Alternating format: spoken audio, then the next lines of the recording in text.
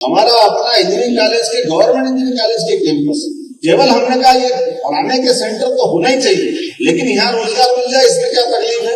इसलिए जगह जगह, चाहे उज्जैन हो, जबलपुर हो, ग्वालियर हो, हमने आईटी के सेक्टर, आईटी पार्क बनाने की दृष्टि से उसी लैंड का उपयोग करने का निर्णय किया।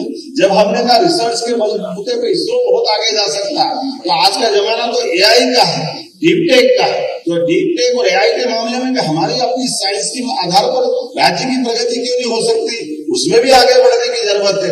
अभी ऐसे कई प्रकार के सेक्टर है जिसमें लगातार हम इसी दिशा में आगे बढ़ रहे हैं। लेकिन आज के इस अवसर पर तो सच में मैं अहिल्या महारानी की नगरी पर बैठ करके अपनी बात कर रहा हूँ, तो उसमें उनका विचार ध्यान में आता है। अहिल्या महारानी भी अपने सुशासन के लिए भी जानी जाती है, लेकिन आर्थिक रूप से समृद्ध करे बिना राज्य की प्रगति नहीं हो सकती। इसलिए माहेश्वरी साड़ी घर घर बुनकरों को लूम देकर अपने क्षेत्र के कपास का सही से उपयोग होकर कपास से धागा बने, धागा से कपड़ा बने, साड़ी बनाए, वो बुनकरों को दक्षिण भारत से बुला करके महेश्वर की धरती पे लाई और यहाँ से उन्होंने अपनी उद्यमशीलता चालू की। चंदेरी का उल्लेख महाराज ने किया ही था।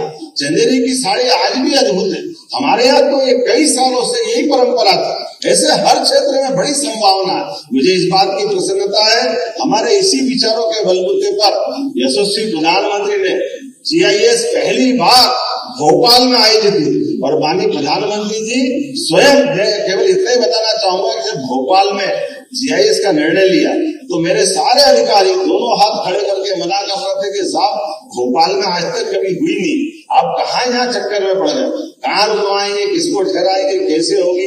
हमने कहा सब अच्छा हो जाएगा। जब हमको बड़ा काम करना तो थोड़े कष्ट भी उठाना पड़ेगा। मुझे इस बात की प्रसन्नता, न केवल उद्योगपति बल्कि सौभाग्य से प्रधानमंत्री जी भी एक दिन पहले आ गए और एक दिन पहले आकर के न केवल जीआईएस के उद्घाटन में वो शामिल हुए, बल्कि उनके और माननीय गृह मंत्री जी के मौजूदगी में लगभग 32 लाख करोड़ के एमओयू हमारे मध्य प्रदेश में हुए। हमें इस बात की प्रसन्नता है, लगातार